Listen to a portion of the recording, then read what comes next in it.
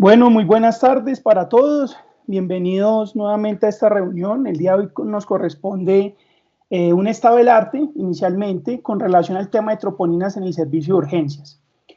Realmente, la idea de la charla de hoy, la idea del enfoque de hoy, he tenido la oportunidad de discutir con varios compañeros, digamos, de ver varias conductas con relación a este tema de las troponinas, que hace parte, digamos, de un conjunto de laboratorios que muchas veces ordenamos, pero que realmente o lo ordenamos porque sí, o simplemente no tenemos esa adecuada interpretación, y eso se va a traducir en unos desenlaces en el paciente o en unos desenlaces económicos o en unos desenlaces a nivel de días de estancia, de exámenes innecesarios. Entonces realmente la charla va más enfocada a reflexionar, a pensar en la real utilidad que tenemos con relación a las troponinas en el servicio de urgencias, de dónde vienen y qué es lo que hoy en día deberíamos hacer con respecto a este examen. Antes de empezar y entrar en materia, yo me planteé un ejercicio bastante interesante en las épocas en las que andamos con respecto a la inteligencia artificial, y es que se le preguntó a la inteligencia artificial que hiciera una lista de al menos 15 exámenes que son solicitados en urgencias y que no tienen indicación o que son inadecuadamente interpretados. No están organizados en un orden jerárquico, pero en esta lista de 15 exámenes, por ejemplo, vemos que aparecen dos que están relacionados con el síndrome coronario agudo.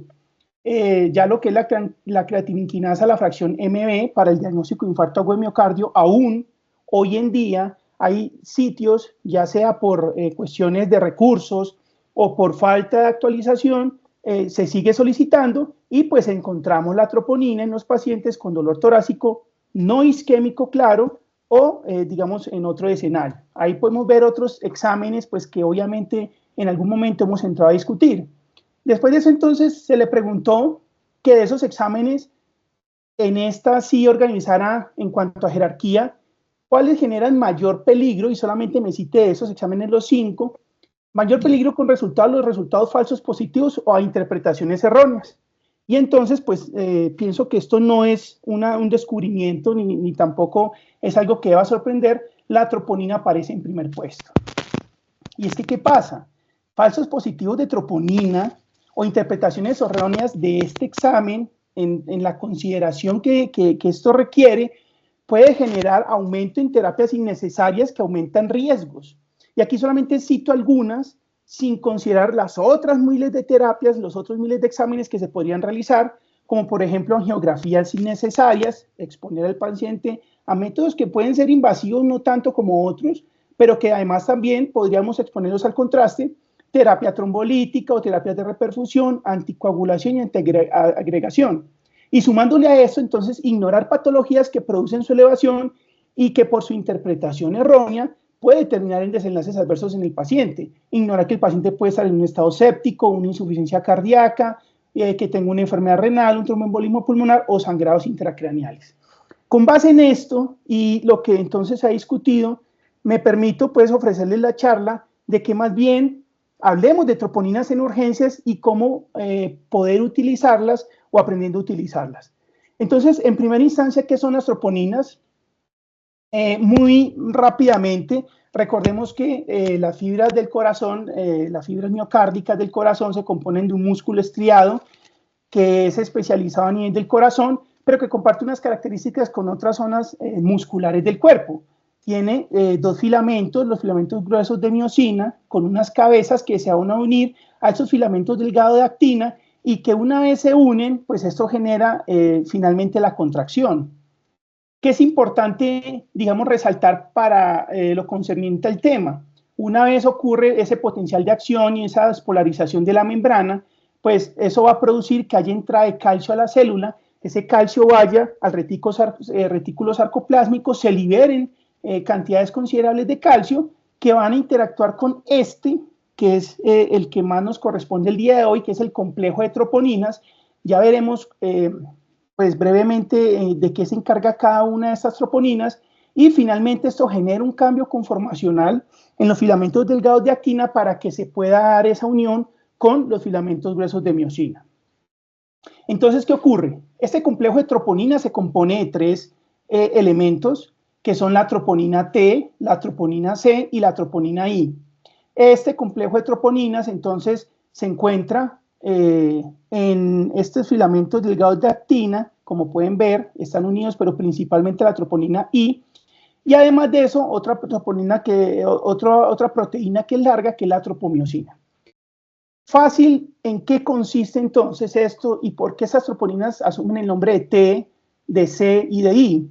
La troponina T, porque va unida, como podemos ver en la imagen, a la tropomiosina. Fácil. La troponina C, porque es la que se une al calcio que se libera. Y la troponina I, porque es la que se encarga de inhibir que la actina se una con la miosina. Entonces, cuando se libera el calcio, se une a la troponina C. Esta unión entre troponina C y calcio genera un cambio conformacional en cuanto a la troponina T. Esto genera que haya un cambio conformacional con la tropomiosina, y cuando se produce este giro por ese cambio conformacional, la troponina I, que está inhibiendo el sitio de unión de la actina con la miosina, se libera y se puede unir a la miosina. De esta forma, entonces, se genera el proceso de contracción miocárdica. Vemos cómo entonces este complejo de troponinas es fundamental y es importante para que se dé esta contracción a nivel de corazón. Obviamente, cuando ocurre un proceso isquémico, entonces, dentro de las muchas sustancias que se lesionan y que se pueden liberar, están estas troponinas. ¿Qué es importante entonces saber del por qué hoy en día utilizamos troponinas T y troponina I? Resulta y pasa que estas dos son isoformas que son exclusivas del corazón, troponina T y troponina I. La troponina C, que es la que se une al calcio, comparte o tiene isoformas que también se encuentran en el músculo esquelético a nivel de las fibras que son lentas. Por lo tanto, no se utiliza porque eso podría generar falsos positivos. Y pues las troponinas T, I y C, tanto de las fibras lentas como de las fibras rápidas, pues también tienen isoformas que son específicas de esta musculatura. Entonces, aquí entendemos por qué son estas troponinas que nosotros utilizamos, y también un concepto bastante importante que tenemos que tener en cuenta con relación a la liberación de troponinas en sangre. Las metabólicas cardioespecíficas es lo que se conoce como la variabilidad biológica. Hay una liberación de troponinas que hace parte de la normalidad de la biología de cada ser humano. Entonces, cuando hacemos referencia a liberación de troponinas, vean todos los mecanismos a través de los cuales se liberan troponinas a la sangre. Procesos de apoptosis o necrosis de las células normales, procesos de regeneración y renovación, entre otras muchas situaciones que tienden a liberar troponinas a la sangre y que van a ser normales. Y eso es fundamental entenderlo de por qué hoy en día las troponinas ultrasensibles son las que utilizamos y tienen un excelente rendimiento diagnóstico. Cuando nosotros vamos a analizar, entonces, con relación a esa liberación de troponinas que hace parte de lo normal, cómo se remueven del organismo, pues básicamente hay tres mecanismos. El principal es por filtración glomerular, se libera a través de una vía renal, y es por eso que pues, una de las principales diagnósticos diferenciales o de troponinas elevadas en contextos o escenarios especiales son los pacientes con enfermedad renal crónica. Hay una eliminación hematológica por parte del sistema retículo endotelial, y pues hay algunas sustancias, sabemos que el cuerpo intenta reciclar todo lo que pueda, que simplemente en sangre se hace una proteólisis de estos compuestos que los vuelve no inmunoreactivos, y que alguna sustancia las podrá utilizar. Teniendo entonces claro qué son las troponinas, cuál es su función y su importancia, entonces vamos a recordar brevemente cómo ha sido ese contexto histórico de las troponinas. Para empezar, si hablamos de biomarcadores cardíacos, no se inicia con la troponina. Y yo creo que pues, varios sabemos esto por las lecturas que hemos podido hacer y de pronto por la experiencia de algunas personas, cómo eran los biomarcadores que solicitábamos antes. El primer biomarcador, más o menos llegando a los 70, fue la AST. Se encontró que era un marcador pues, que se elevaba en condiciones de síndrome coronario agudo. Sin embargo, pues sabemos su baja especificidad, incluso no era tan sensible.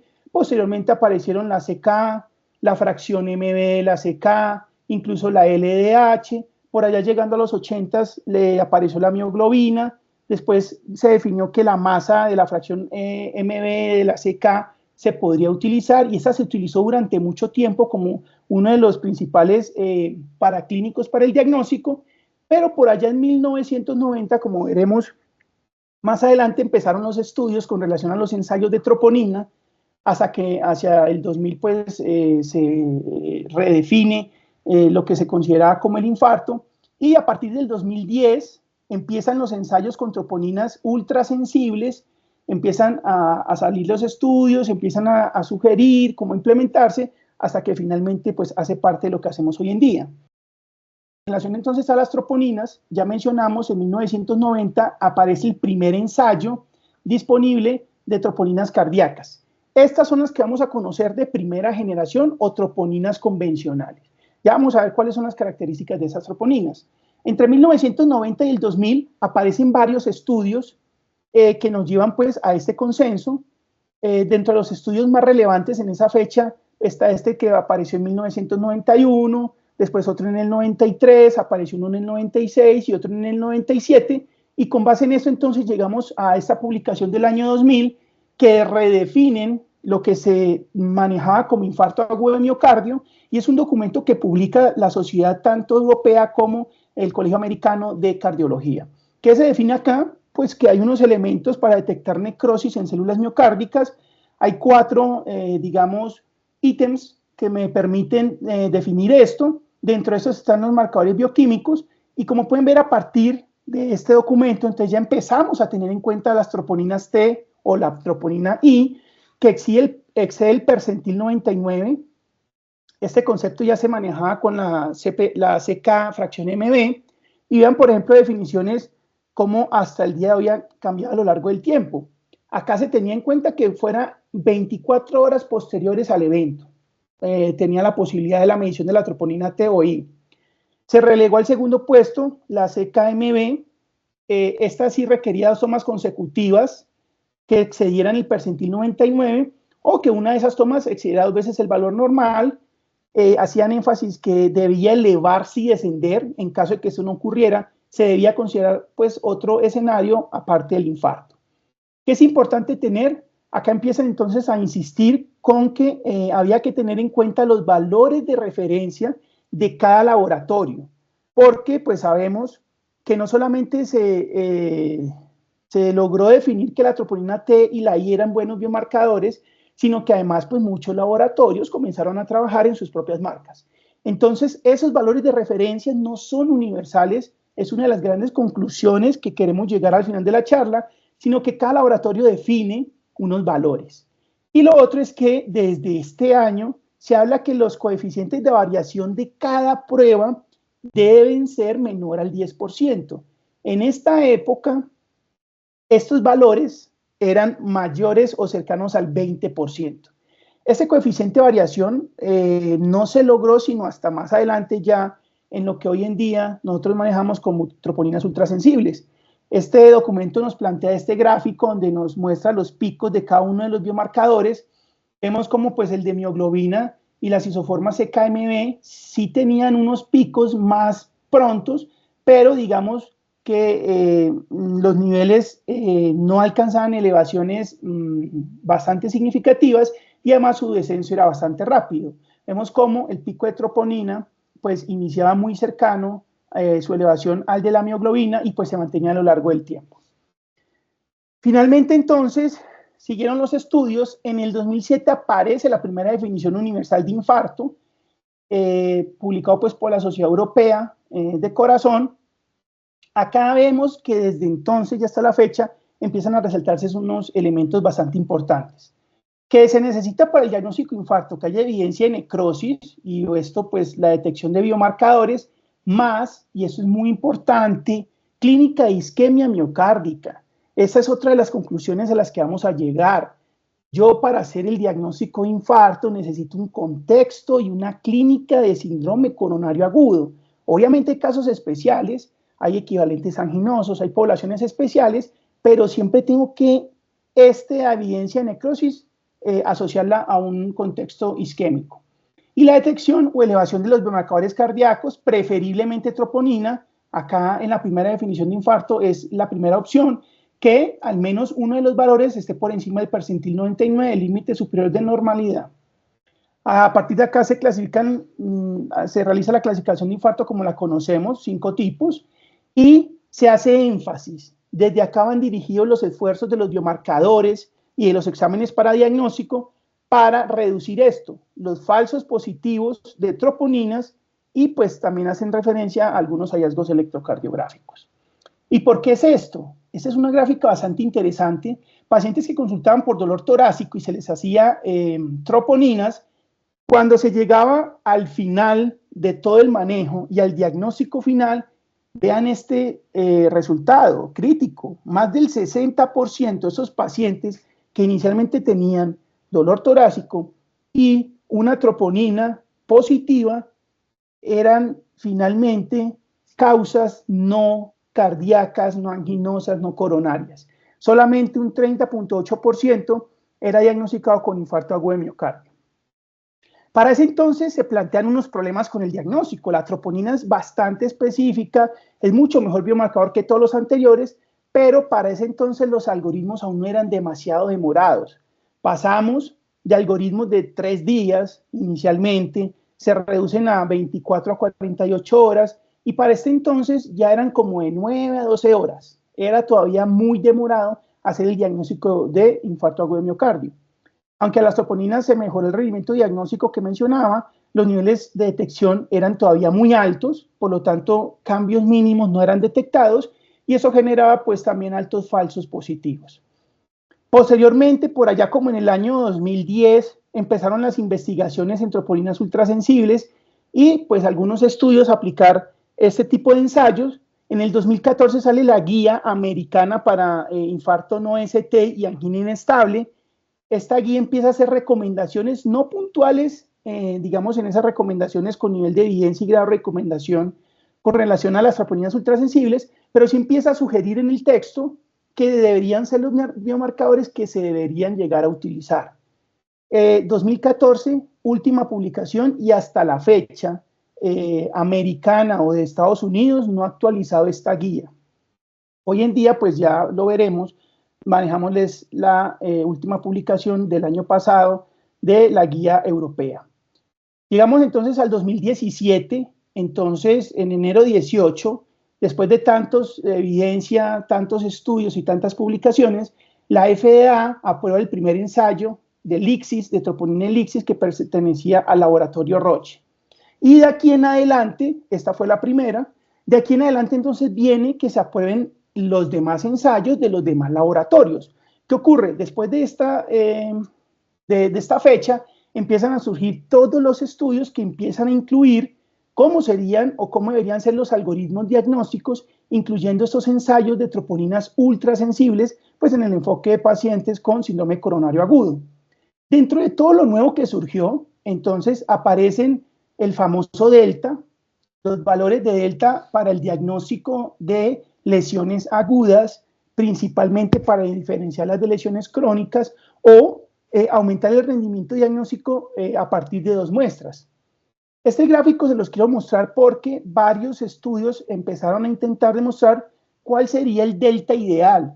Y aquí podemos ver, este solamente trae 6 estudios, 6 ejemplos con diferentes deltas y diferentes tiempos, y vemos cómo ninguno se pone de acuerdo con respecto al rendimiento diagnóstico. Más adelante entraremos en la discusión del famoso delta del 20%. Pero entonces, yo lo que quiero con estas nuevas pruebas y con los algoritmos que vamos a ver es no solamente poder tener un mayor rendimiento para diagnóstico, sino también, y es, pienso, una de las principales herramientas de estos algoritmos rápidos, mayor rendimiento para descartar. Entonces, por ejemplo, en este estudio vemos una especificidad del 100%, pues muy bueno para diagnosticar, y claro, si hay una elevación, un delta del 117%, eso tiene que ser positivo, el paciente está enfermo.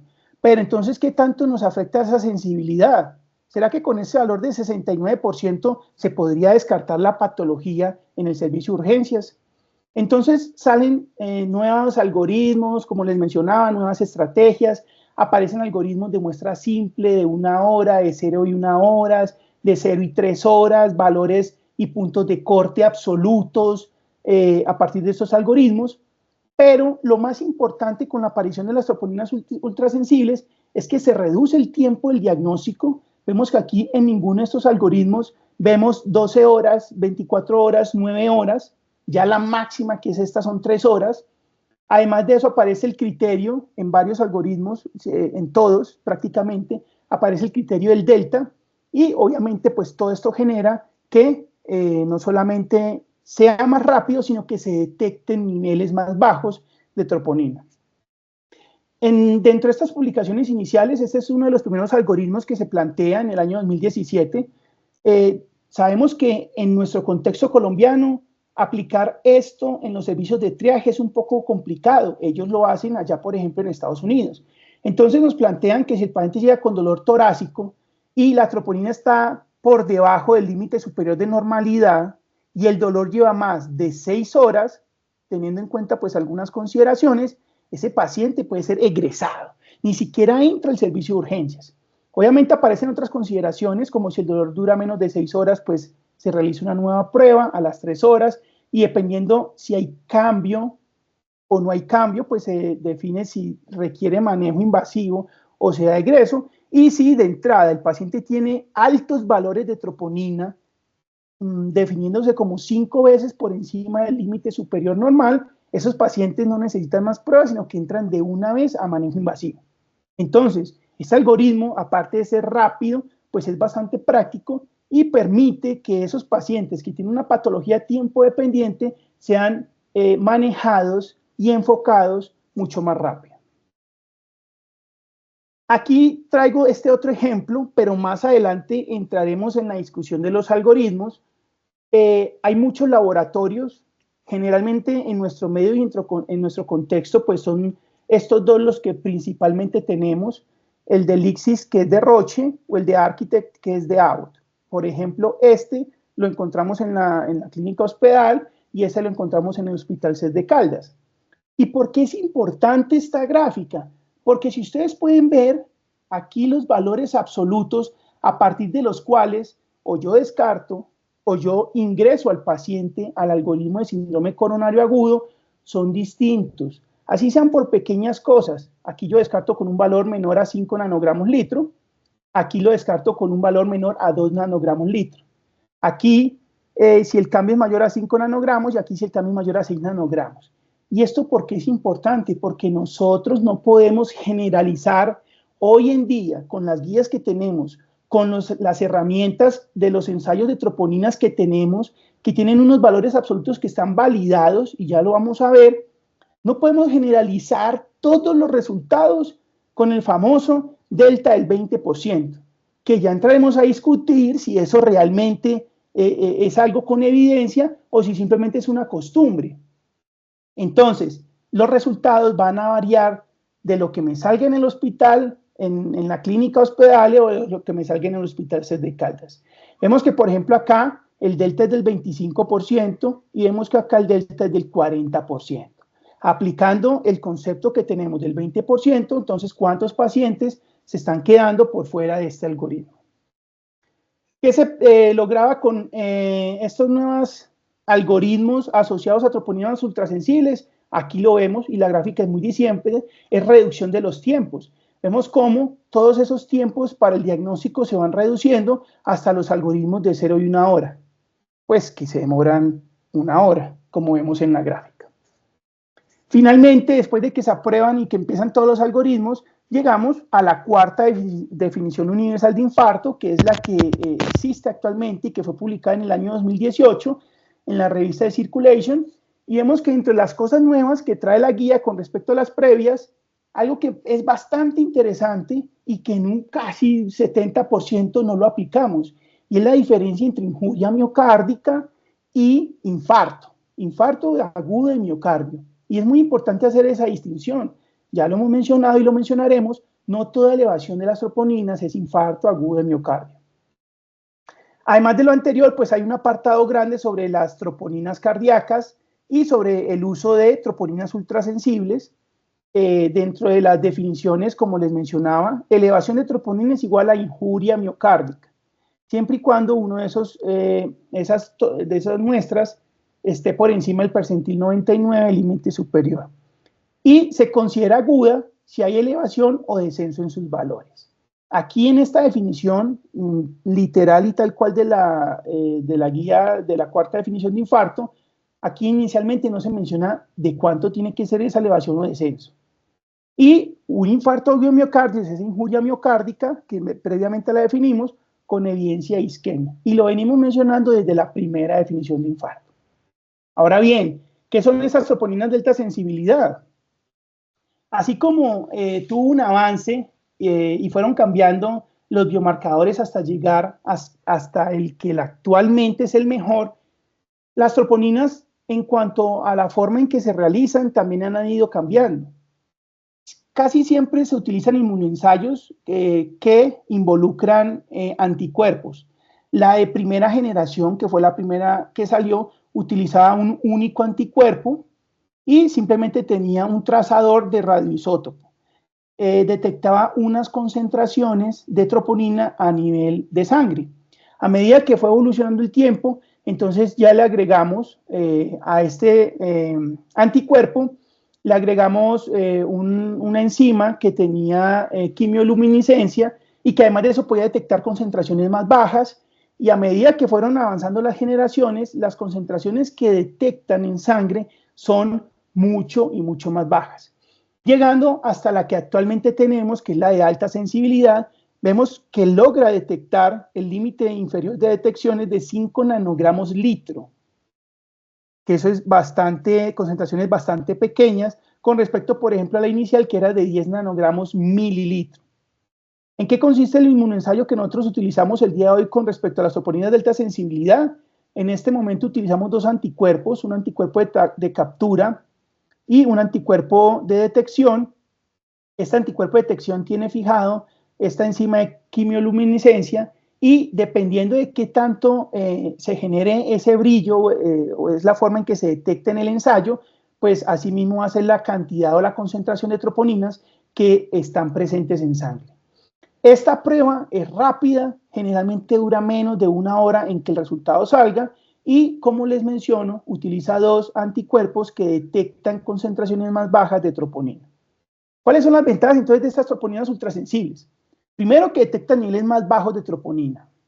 Lo segundo es que aumentan la precisión y la consistencia de las mediciones y a partir de estas, este parámetro de calidad, que es el coeficiente de variación, es menor al 10%, y ya vamos a ver que en algunos ensayos incluso es del 5, el 6%, que eso es excelente, sobre todo para este tipo de pruebas. Detecta pequeñas variaciones, ya sea por microinfarto y daño miocárdico temprano, que eso antes no pasaba y por eso nos permite acortar los tiempos de valoración. Están diseñados para ser rápidos, los resultados generalmente ocurren en menos de 1 hora y hay reducción de interferencias analíticas. Vamos a ver ahorita un gráfico en que hay varios escenarios donde se pueden generar resultados falsos positivos y es lo que se define como interferencias analíticas. Este gráfico entonces es muy importante para poder entender la cinemática de las troponinas ultrasensibles. En este eje entonces tenemos el tiempo desde la aparición de los síntomas, entonces vamos a tener un tiempo que es bastante temprano hasta un tiempo que es bastante tardío. Y en este eje pues vamos a tener la concentración de las troponinas cardíacas. ¿Qué ocurre? Tenemos varias cosas. Primero vemos que el límite, el percentil 99, el límite superior de normalidad, está bastante bajo. Y este es otro motivo de discusión que tal vez tendremos más adelante con respecto a cómo se define el límite superior de normalidad o de referencia. Vemos que está bastante bajo, lo que nos permite evidenciar alteraciones o concentraciones pequeñas. Lo segundo es que la cinemática de la troponina es esta, presenta un ascenso, posteriormente alcanza a tener como una especie de meseta, pero posteriormente ocurre el descenso. Hay un escenario donde pueden haber elevaciones de la troponina de forma crónica y es en la línea punteada que nosotros vemos. Como podemos observar, estas elevaciones no presentan mucha variación. Por lo tanto, y como veremos, si hacemos tomamos 2 muestras, generalmente no debe haber mucha variación, y esto creo que sí lo hacemos adecuadamente en la práctica clínica, cuando los 2 resultados positivos, pero no presenta una variación significativa, lo que nos permite considerar que esa elevación de las troponinas se encuentran en un escenario crónico. Entonces, tener en cuenta de qué depende la liberación de troponinas en sangre o las concentraciones de las troponinas en sangre, el flujo sanguíneo y el tiempo de toma de la muestra. O sí, tomar una muestra de forma muy temprana probablemente no me permita detectar los valores que me sugieran un síndrome coronario agudo. Por eso, pero eso es muy raro que el paciente llegue dentro de la primera hora posterior al dolor. En este tipo de escenarios, pues vamos a ver unas consideraciones con relación al algoritmo. Incluso pues habrá pacientes que se tendrán que ir de 3 muestras. Pero lo que generalmente ocurre es que en esta fase temprana, y que por eso son las troponinas ultrasensibles, nosotros detectamos a estos pacientes. Podemos no solamente detectar estos valores que están por encima de este límite y me permiten definir si es una elevación patológica, sino que además me permite detectar esos deltas tempranos para poder realizar el diagnóstico.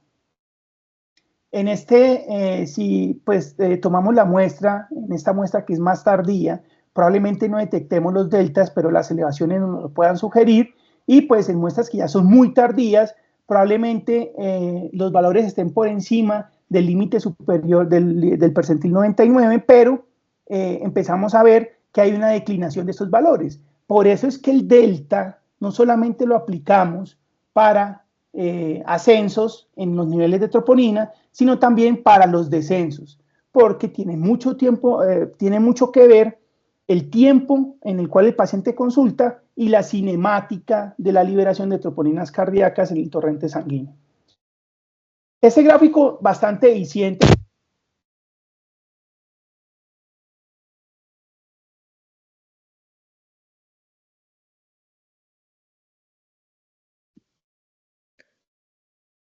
Oye, ¿me confirman si le está escuchando a Pacho?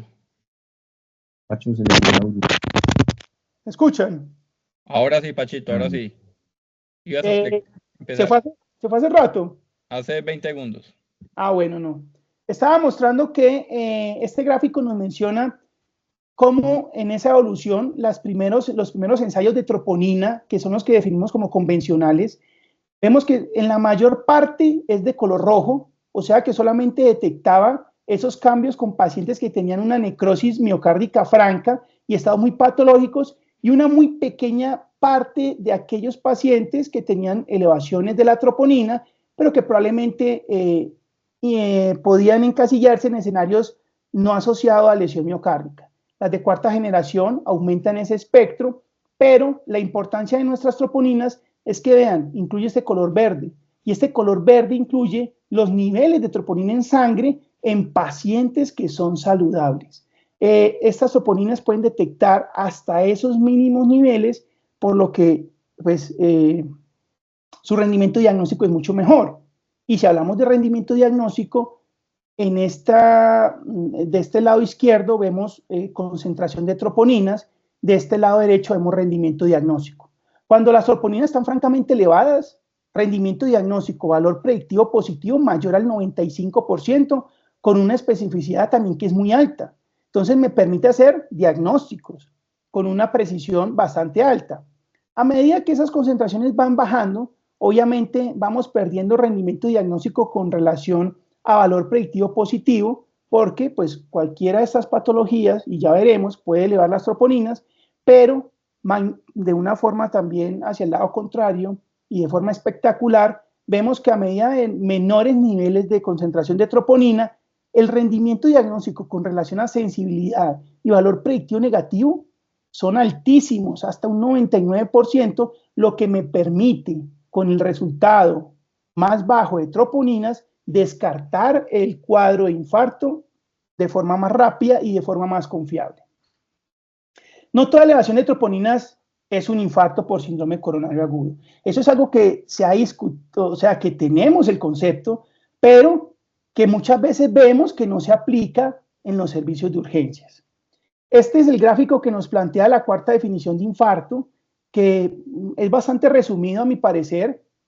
En el centro vemos el que realmente está infartado, pero alrededor vemos el que tiene una injuria miocárdica. Consejo, si usted tiene una elevación de troponinas inicialmente, y sobre todo si está por fuera de un escenario isquémico, el diagnóstico es injuria miocárdica aguda, no es infarto.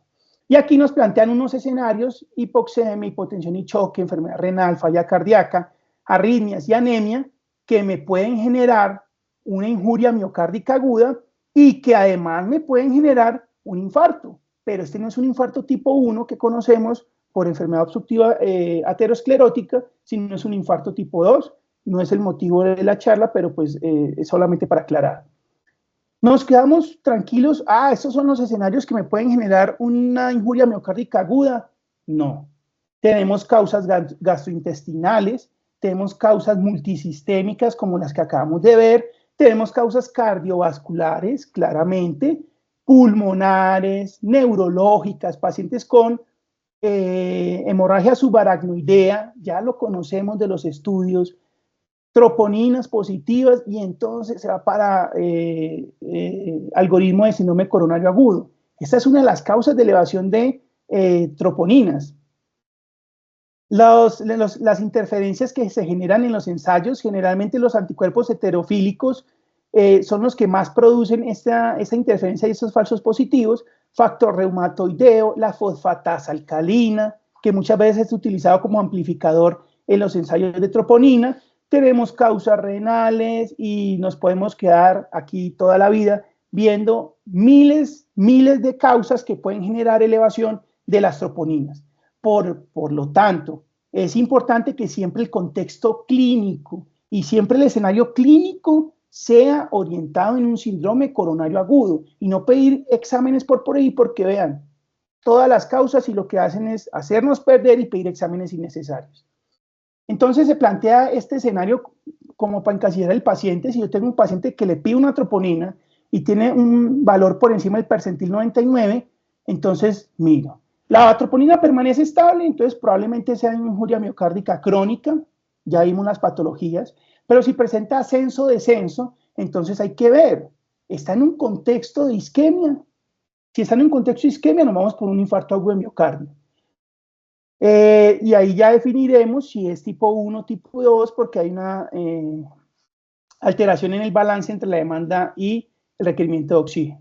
No estoy en un escenario de isquemia, entonces tengo un infarto agudo de miocardio o una injuria miocárdica aguda en un escenario distinto.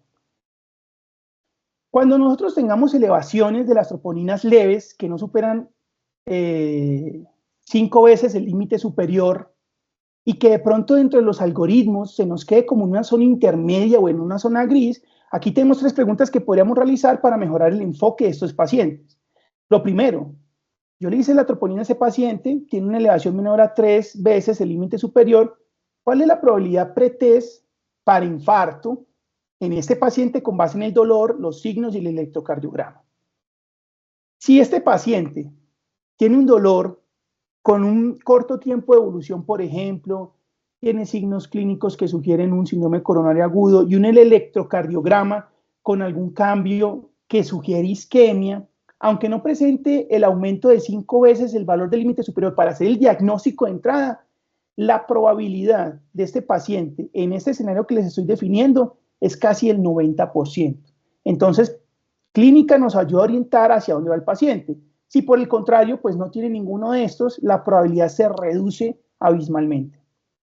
Segundo, ¿tiene el paciente alguna causa o condición no cardíaca que explique la elevación? Hay causas que son plausibles y que pueden explicar la condición. En caso de que la explique, pues simplemente asumimos que esa es la razón de su elevación del biomarcador. Y finalmente, pues si persisto con la duda, es simplemente si tengo alguna otra prueba diagnóstica que me pueda ayudar a definir si la elevación de la troponina es de causa cardíaca o no es de causa cardíaca. Obviamente, esta es la tercera y esto es lo que no queremos llegar a ese escenario para que haya muchos pacientes que terminen con ecocardiogramas, con pruebas de estrés, con coronariografías y que al final van a salir resultados normales. Entonces, ¿cuándo considero una elevación de troponinas compatibles con un síndrome coronario agudo? Esto es simplemente, no vamos a profundizar en las definiciones de infarto, vemos que el infarto tipo 1, lo que ya mencionamos, un valor por encima del percentil 99, que es en el contexto adecuado, no vemos delta. Infarto tipo 2, lo mismo, pero que haya un escenario donde haya un desequilibrio entre la demanda y el aporte de oxígeno, no vemos delta.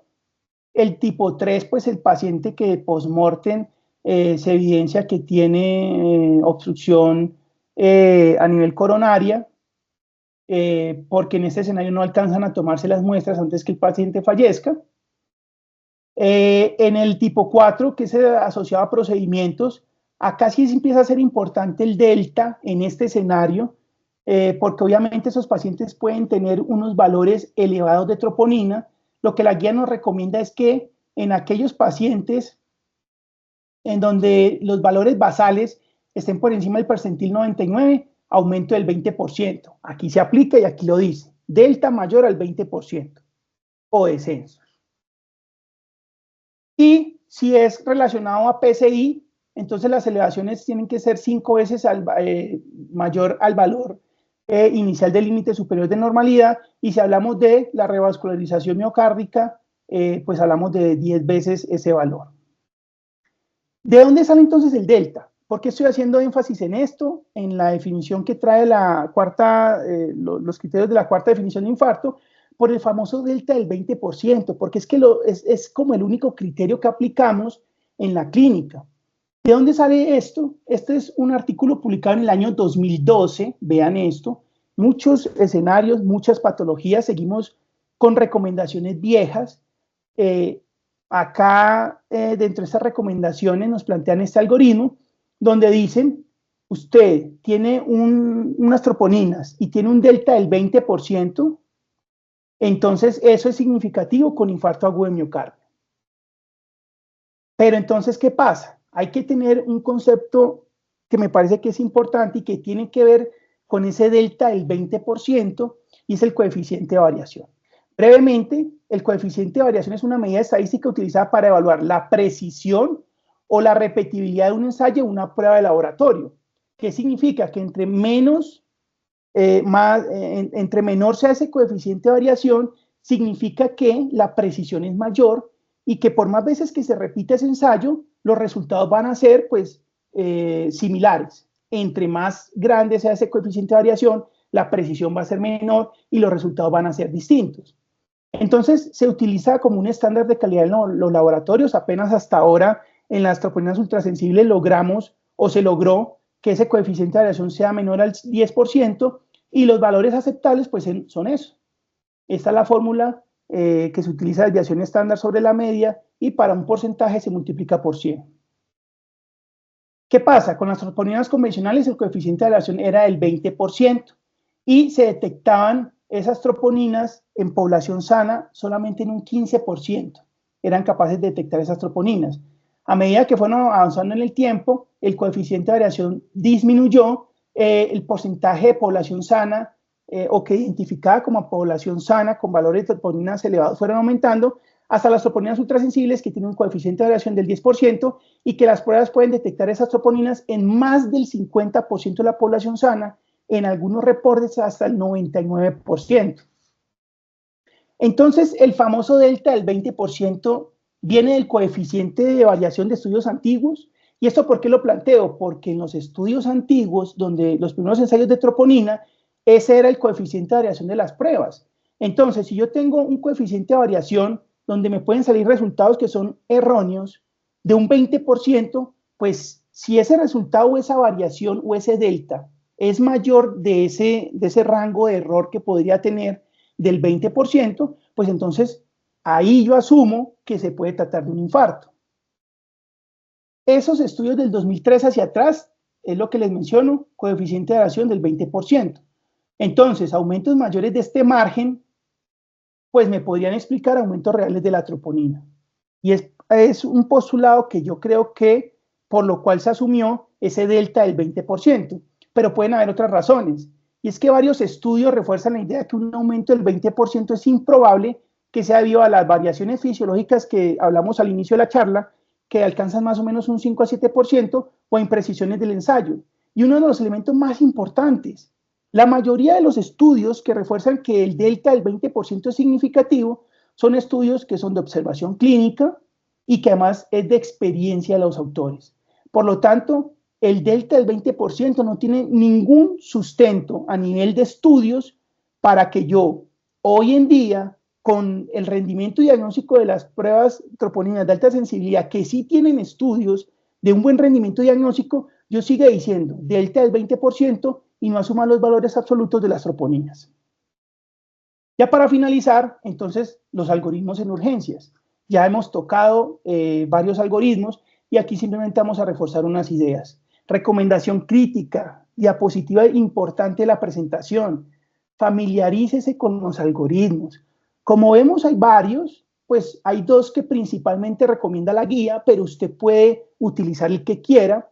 Utilice uno, el que más le guste, el que más conozca, y en su práctica, por favor, no combine los algoritmos. Si usted inicia con un algoritmo de 0 y 1 hora, pues después no va a decir, no, pues entonces a este paciente le hicimos una troponina a las 9 horas y me parece que es positivo.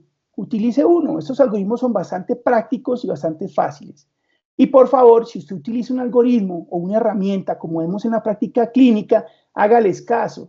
No es que hay un pequeño escenario donde de pronto, el paciente sale con el algoritmo para descartarlo, pero la sospecha clínica, un adecuado razonamiento me dice, no, ese paciente se beneficia de otro examen.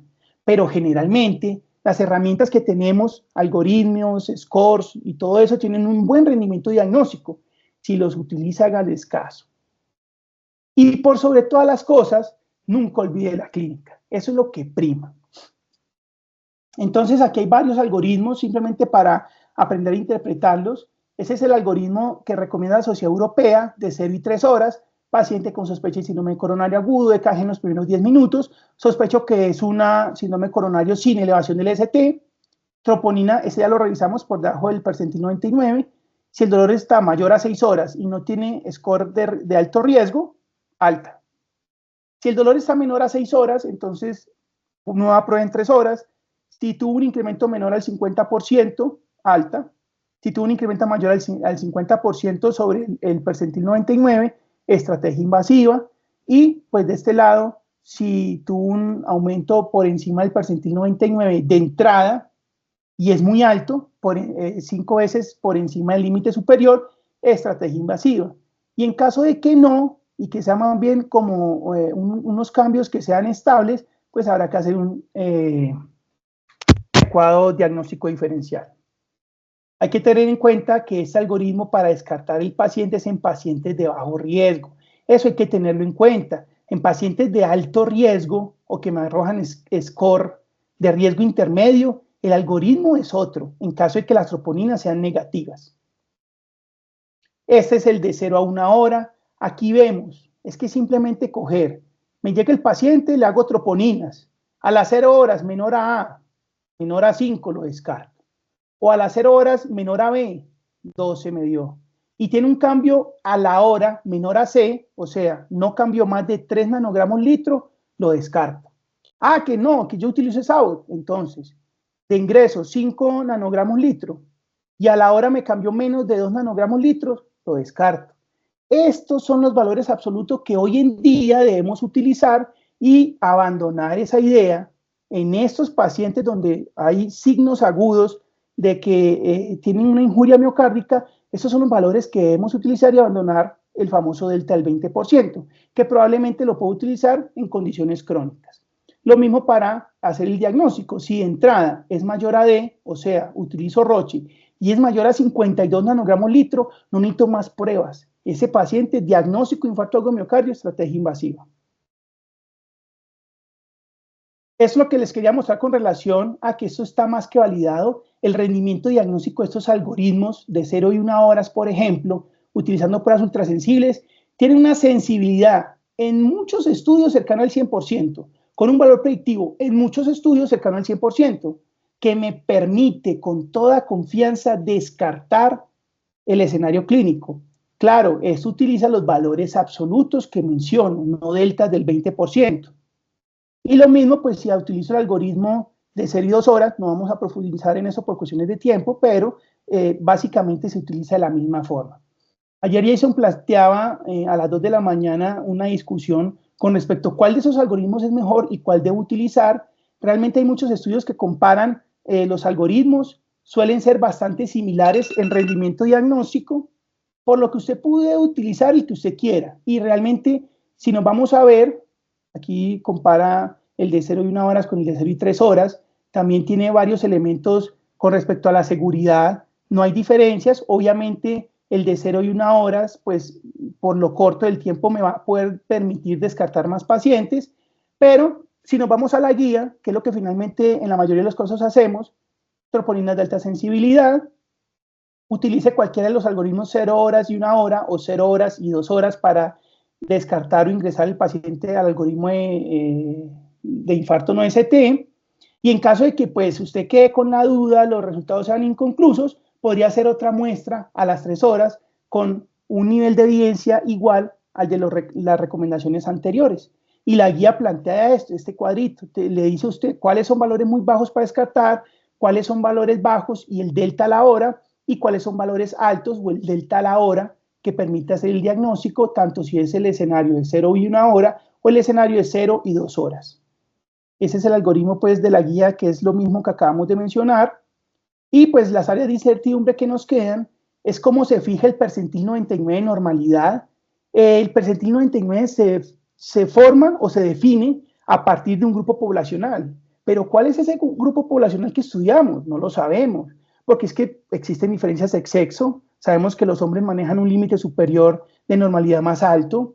Hay diferencias en raza, edad, métodos de screening, definición de población saludable.